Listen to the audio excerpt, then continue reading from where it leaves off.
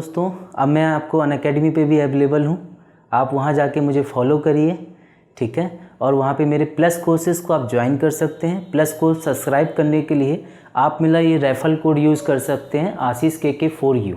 इस पे आपको 10% इंस्टेंट डिस्काउंट मिल जाएगा। और प्लस कोर्स सब्सक्राइब करने का सबसे बड़ा बेनिफिट ये है कि आप अनअकैडमी पे मेरे साथ साथ और भी जो भी एजुकेटर्स वहाँ पढ़ा रहे हैं उनके भी कोर्सेज़ को वहाँ पे ज्वाइन कर सकते हैं। तो एक ही रेफरल कोड है आशीष KK4U और आप इस एक ही कोर्स से सभी लोगों से पढ़ सकते हैं। तो बने रहिए मेरे साथ और इस चैनल को सब्सक्राइब करिए, लाइक करिए, शेयर करिए, कमेंट करिए।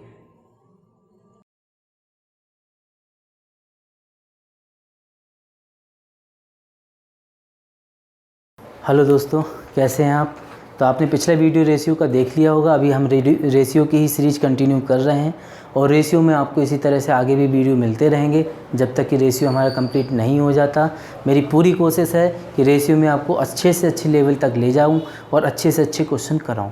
मगर रेशियो की शुरुआत हम बहुत बेसिक लेवल से कर रहे हैं, ठीक है। तो हो सकता है कि आपने पहले से पढ़ा होगा या नहीं पढ़ा होगा, तो मैं सबको ही बिल्कुल बेसिक लेवल से लेके चल रहा हूँ कि जिसने कभी नहीं पढ़ा है उसको भी बात मेरी समझ में आ जाए। तो आज हम रेशियो में आगे बढ़ रहे हैं। पिछला वीडियो ज़रूर देख लें। अगर किसी ने रेशियो का आज देख रहे हैं, पिछला नहीं देखा है, तो प्लीज़ आप पिछला वीडियो ज़रूर देख लें, तब आपको पूरी बात मेरी समझ में आएगी, ठीक है। तो हम रेशियो में ही आगे बढ़ रहे हैं। तो आज के कॉन्सेप्ट में क्या है? कॉन्सेप्ट में सिंपल सी बात है कि रेशियो मैं आपको समझा चुका हूँ क्या कहता है। तो मैंने एक बात शुरुआत में ही लिखाई थी कि A/B प्रोपोर्शनल C/D ये होता है, ठीक है। ये रेशियो का सबसे बड़ा फैक्ट है कि अगर कभी आपको A/B प्रोपोर्शनल C/D दिया गया है, ठीक है, तो यहाँ पे एक कंडीशन काम करती है जो आपको मैंने समझाई भी थी कि मीन का प्रोडक्ट एक्सट्रीम के प्रोडक्ट के हमेशा बराबर होता है। ये मीन यानी बीच वाले हो गए और एक्सट्रीम यानी बाहर वाले हो गए, यानी बाह्य संख्याओं का प्रोडक्ट अंतः संख्याओं के प्रोडक्ट के हमेशा बराबर होगा। तो इसको हम कह सकते हैं कि A/D बराबर B/C, ये हम यहाँ पे कह सकते हैं, ठीक है। अब यहाँ पे जो बात आती है, बात ये आती है यहाँ पे कि अगर कभी क्वेश्चन इनके बेस पे कैसे पूछे जाते हैं, मतलब इनके बेस पे क्वेश्चंस आ गए तो वो कैसे आएंगे, वो हमें समझना है। तो सबसे पहली बात यहाँ पे आती है, पहला कॉन्सेप्ट मैं आपको बताने जा रहा हूँ इसका। इस बेस पर जो बातें आती हैं वो ये है, पहला कॉन्सेप्ट मैं बताने जा रहा हूँ कि अगर आपसे कभी फोर्थ प्रोपोर्शनल पूछ ले, ठीक है, फोर्थ प्रोपोर्शनल पूछ ले, जिसको हम हिंदी में चतुर्थानुपाती बोलते हैं, चतुर्थानुपाती, ठीक है। अगर चतुर्थानुपाती आपसे पूछ ले, फोर्थ प्रोपोर्शनल अगर आपसे पूछ ले चतुर्थानुपाती, तो आप क्या करेंगे? यहाँ पे आप समझना मेरी बात को कि ये A/B/C/D जो दिया गया है, यहाँ पे D को हम फोर्थ प्रोपोर्शनल बात करते हैं, C के लिए हम थर्ड के लिए बोलते हैं, ठीक है, और मतलब B को सेकंड भी बोलते हैं, कभी मीन भी, उसको देखेंगे अभी। तो अभी थर्ड एंड फोर्थ की मैं बात कर रहा हूँ। तो D को हम फोर्थ प्रोपोर्शनल बोलते हैं और C को हम थर्ड प्रोपोर्शनल बोलते हैं। अगर उसने फोर्थ प्रोपोर्शनल की बात कर दी है चतुर्थानुपाती की, तो कंडीशन यही रहेगी आपकी, सेम कंडीशन। बस आपसे D का मान चाहता है, तो इसके अकॉर्डिंग अगर हम जाएं तो A/D बराबर B/C हो गया हमारे अकॉर्डिंग। D का मान चाहिए तो D बराबर हो जाएगा B/C/A, ठीक है। तो ये कंडीशन बनती है फोर्थ प्रोपोर्शनल की कि कभी अगर आपसे फोर्थ प्रोपोर्शनल पूछे तो इसका मतलब आपसे D का मान वो चाहता है। फार्मूला रटने की बिल्कुल ज़रूरत नहीं है, वो तो मैं कॉन्सेप्ट में जा रहा हूँ इसलिए मैं आपको बता रहा हूँ चीज़ें, नहीं तो आप वैसे ही समझ जाएंगे, ठीक है। देखो एक एग्जांपल ले लेते हैं हम। हमने कहा आपसे कि फाइंड द, इसको मैं रफ कर रहा हूँ ऊपर से, यहाँ एक छोटी सी लाइन लिख देता हूँ, जैसे छोटा सा लाइन है, फाइंड द फोर्थ प्रोपोर्शनल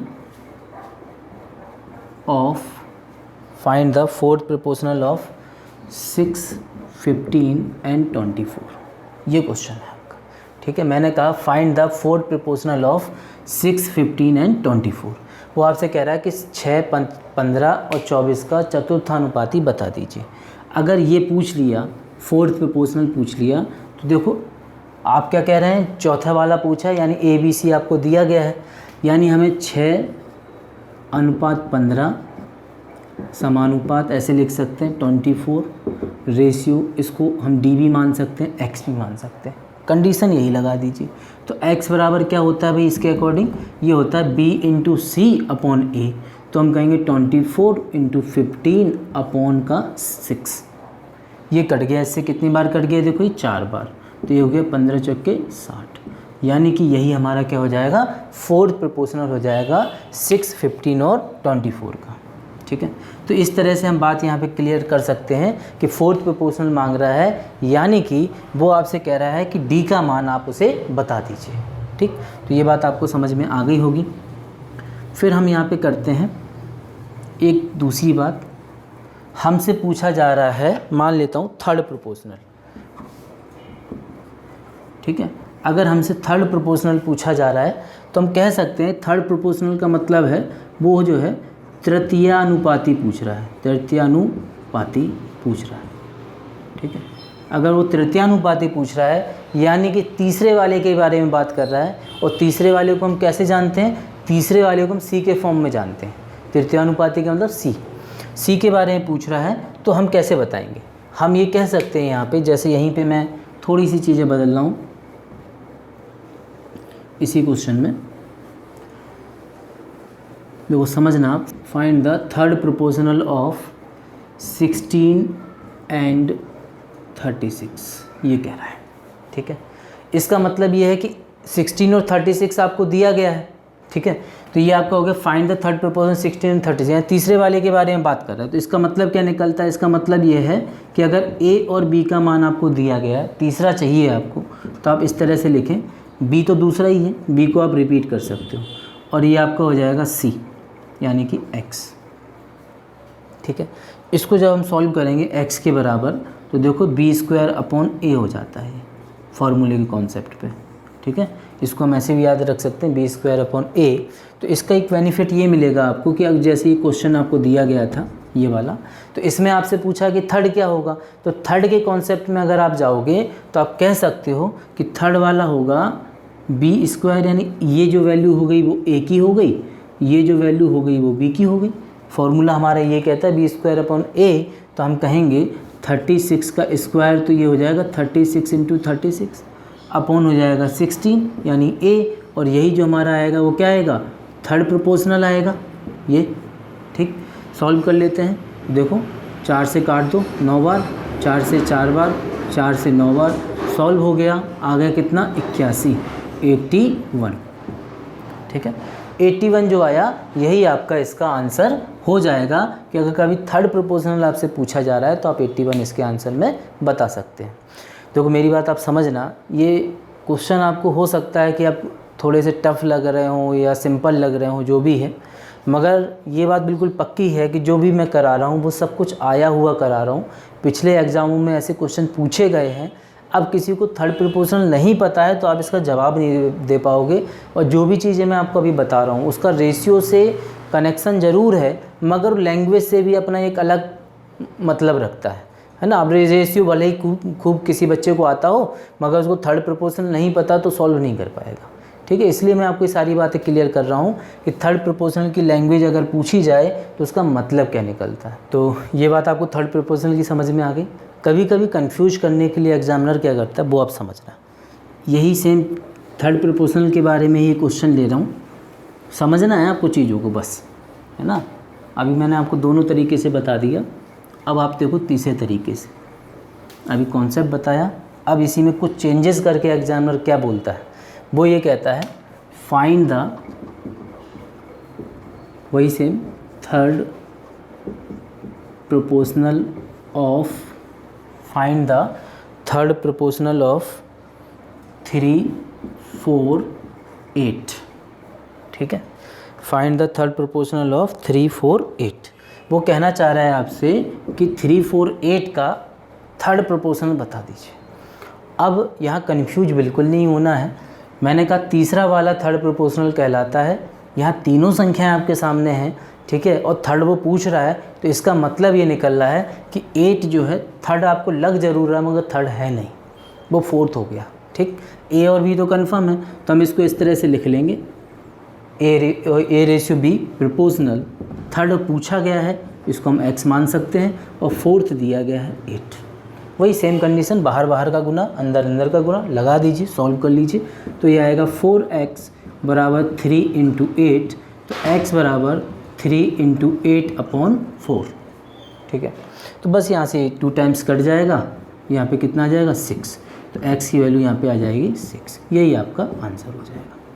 है आसान, है ना। तो थर्ड प्रोपोर्शनल से मतलब जो निकल रहा है वो इस तरह से निकल रहा है। अगर केवल a और b दिया है तो c पूछा है, और अगर इस तरह से 3 संख्याएं आपको दे दी हैं तो कंफ्यूज मत होना, आप तीसरी संख्या को d मान के चलें और c के बारे में बताना है, ये आप समझ के चलें, सेम रूल लगेगा और बात बन जाएगी।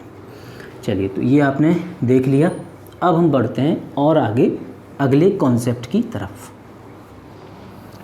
अगला कॉन्सेप्ट जो हमारा कहता है वो क्या है,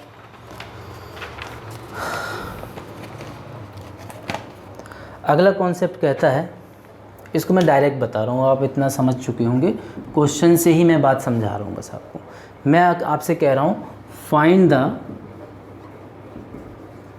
सेकंड, ठीक है, इस तरह से मैं लिख देता हूँ, find the second proportional of, find the second proportional of 48 and 7, find the second proportional of 48 and 7। ठीक, अब देखो थर्ड बारे में पता है, फोर्थ के बारे में पता है, अब सेकंड बोल दे तो सेकंड की बात आपको क्लियर हो रही होगी। सेकंड का मतलब क्या निकला, यानी कि बी का मान वो चाहता है, यहाँ बी का मान उसने नहीं दिया है। तो यहाँ कन्फ्यूजन बिल्कुल नहीं लेना है आपने, इसलिए मैं आपको ये छोटे छोटे क्वेश्चंस करा के चल रहा हूँ कि आपको फर्स्ट सेकंड थर्ड में कोई कन्फ्यूजन ना हो। डायरेक्ट कंडीशन दी गई हो तो आप कर जाएं, और अगर इनडायरेक्ट वे में पूछेगा तो भी आपको क्वेश्चन का जवाब दे लेना है, कहीं रुकना नहीं है। तो देखो, इसको मैं ए को क्या, इसको 40 को क्या मानूंगा, 40 को ए, सेकेंड पूछा है यानी बी के बारे में पूछा है तो ये एक्स हो जाएगा, ये हो जाएगा 8:7। क्लियर है बातें। अब हम क्या करेंगे, इस तरह से देखेंगे, ठीक, सेम है, तो हम कहेंगे 8x बराबर 40 इंटू 7, तो x बराबर 40 इंटू 7/8, तो ये आपका हो जाएगा 5 टाइम्स, और ये आपका आ गया 35। तो x की वैल्यू यहाँ से निकल के आ गई 35। ठीक है, यही आपका आंसर है।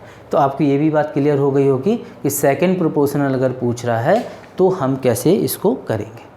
ठीक है, चलिए, तो इसको मैंने डायरेक्ट क्वेश्चन से बताया है, कंडीशन रखने की कोई ज़रूरत नहीं पड़ी, आप इतना अब समझदार हो गए हैं, है ना, तो बात समझ में आ गई होगी।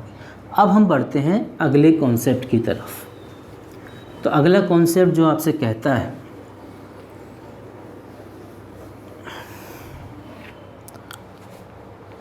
अगला कॉन्सेप्ट है मीन प्रोपोर्शनल। ठीक है, मीन प्रोपोर्शनल, हिंदी में इसको हम बोलेंगे मध्यानुपाती। ठीक है, मध्यानुपाती। ठीक, अगर मध्यानुपाती वाली कंडीशन आपसे बोल दे तो मध्यानुपाती से सीधा मतलब निकल रहा है कि मध्य की संख्या बता दीजिए। ठीक, मैं इसको आपको डायरेक्ट भी बता सकता हूँ, मगर मैं आपको पूरा कॉन्सेप्ट के साथ चीज़ें क्लियर कर रहा हूँ, इसलिए पूरी बात बताऊँगा। आप मध्यानुपाती की अगर बात करें तो जैसे मैं आपसे कह दूँ ABC 3 संख्याएं हैं हमारी, और इसका मध्यानुपाती बता दीजिए। ठीक, तो इसका मध्यानुपाती तो एक ही होगा, बाकी की 2 संख्याओं का एक मध्यानुपाती होगा, आंसर तो एक ही होगा। तो जब आंसर एक होगा तो हम इसको कह सकते हैं, जैसे B हमारा मध्य में दिख रहा है, हम इसको मध्यानुपाती कहेंगे, तो इसका मतलब हमारा ये निकलेगा कि A और C का मध्यानुपाती कौन है, B है। B A और C का मध्यानुपाती है, यानी B का मान हमें बताना है अगर मध्यानुपाती पूछेगा तो। ठीक है, तो आप समझना मेरी बात को, क्या मैं कहना चाह रहा हूँ। जैसे कि A/B हम लिख सकते हैं प्रोपोर्शनल, B/C भी लिख सकते हैं, ऐसा मैंने एक बार और भी लिखा है। ठीक है, अब ऐसे मल्टीप्लाई कर लो तो ये आपका क्या हो जाएगा, B²। ठीक, और ये आपका हो जाएगा A/C। बहुत सारे लोग इसको डायरेक्ट फार्मूले से ही बताते हैं, मैं आपको कॉन्सेप्ट भी बता रहा हूँ इसका। बहुत सारे लोग ऐसे ही बता दें, B का मान B बराबर √AC, ठीक, आता कैसे वो मैं आपको क्लियर कर रहा हूँ। तो यहाँ मध्यानुपाती b कहलाता है और b की वैल्यू कैसे निकालेंगे, तो b की वैल्यू हम आराम से यहाँ से निकाल सकते हैं। इसका स्क्वायर हटाओगे तो उसके ऊपर अंडर रूट लग जाएगा, तो ये हो जाएगा अंडर रूट AC। यही हमारा मध्यानुपाती कहलाएगा। तो जब भी क्वेश्चन के साथ में आपसे मध्यानुपाती पूछा जाएगा तो आप मध्यानुपाती बताने के लिए अंडर रूट AC की वैल्यू को बताएंगे, ठीक है, अंडर रूट AC की वैल्यू को बताएंगे, तो यही आपका मध्यानुपाती यहाँ पे बन जाएगा। अब क्वेश्चन किस तरह से बनते हैं वो भी हम यहाँ पे देख लेते हैं। तो क्वेश्चन के साथ में अगर हम चलें, हमने आपसे कहा फाइंड द, क्वेश्चन लिए एक मैंने, find the mean proportional of 36 and 49। इतनी सी बात है, ठीक है, 49 है। वो आपसे कहना चाह रहा है कि 36 और 49 का आप मीन प्रोपोर्शनल बता दीजिए, मध्यानुपाती बता दीजिए। तो आप देखो समझ गए पूरी बात। b हमारा मध्यानुपाती होता है, यानी ये जो दोनों चीज़ें दी गई हैं, संख्याएं दी गई हैं, ये आपका a और c का मान दिया गया है। मैंने अभी आपको समझाया कि अंडर रूट AC होता है, तो a का मान 36 हो गया और ये 49 हो गया, तो 6 × 7 हमारा हो गया, तो b का मान हमारा यहाँ से आ गया 42। यही हमारा आंसर हो जाए। है इजी बात कि नहीं, ठीक है। तो इस तरह से ये बात पूछी जाती है। एक और छोटा सा एग्जाम्पल हम यहाँ पे लेते हैं, उस एग्जाम्पल से बात और अच्छे से क्लियर हो जाएगी। आपको कन्फ्यूज़न बिल्कुल नहीं लेना है, चीज़ों को अच्छे से समझना है आपने। देखो समझते हैं बात को फिर से नेक्स्ट एग्जाम्पल से। तो अगला एग्जाम्पल हमारे साथ है, वो कह रहा है कि 12, क्वेश्चन है 12 is the mean proportional of 12 is the mean proportional of x and 36, x and 36, then find x। ये ठीक छोटा सा क्वेश्चन है। तो ये क्वेश्चन है हमारा कि 12 is the mean proportional of x and 36, then find the x। आप समझ गए मीन प्रोपोर्शनल बराबर होता है अंडर रूट AC, तो a और c हम इसको मान सकते हैं, तो x × 36, ठीक। अब ये अंडर रूट आप हटाएंगे अगर, तो हमें यहाँ इसका स्क्वायर करना पड़ेगा। बेसिक चीज़ें हैं, आपको पता होनी चाहिए। तो इस दोनों तरफ अगर स्क्वायर कर देंगे तो देखो ये हमारा हो जाएगा 144, इसका होल स्क्वायर लगेगा, इस तरह से कहना चाह रहा हूँ मैं, और इसके ऊपर भी स्क्वायर लग जाएगा, ठीक है। तो इसका 144 हो जाता है और ये अंडर रूट गायब हो जाएगा इसका, तो x × 36 हो गया। x की मान हमें बतानी थी, तो हम कहेंगे 144 / 36, ठीक है। तो हमारी यहाँ से वैल्यू आ जाएगी कितनी, 4। दो कट जाएगा, ये 12 बार कट जाएगा, ये 3 बार कट जाएगा, 3 से फिर 12, 4 बार कट जाएगा, तो आंसर हमारा कितना आ जाएगा, 4। यही हमारा आंसर है, ठीक है। तो ये बात आपको थोड़ा सा अच्छे से समझ में आ रही होगी, ठीक है। मैंने आपको अभी जो बताया है वो third proportional, mean proportional, fourth proportional, second proportional, ये सारी बातें रेशियो के साथ में डिस्कस की हैं, ठीक है।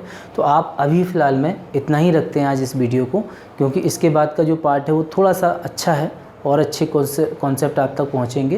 तो आप प्लीज़ इसको पूरा ध्यान से देखिए, अपने दोस्तों के साथ शेयर करिए, सब्सक्राइब कर लीजिए चैनल को और लाइक ज़रूर करिए और कमेंट भी करिए। चलिए थैंक यू, फिर मिलते हैं नेक्स्ट वीडियो।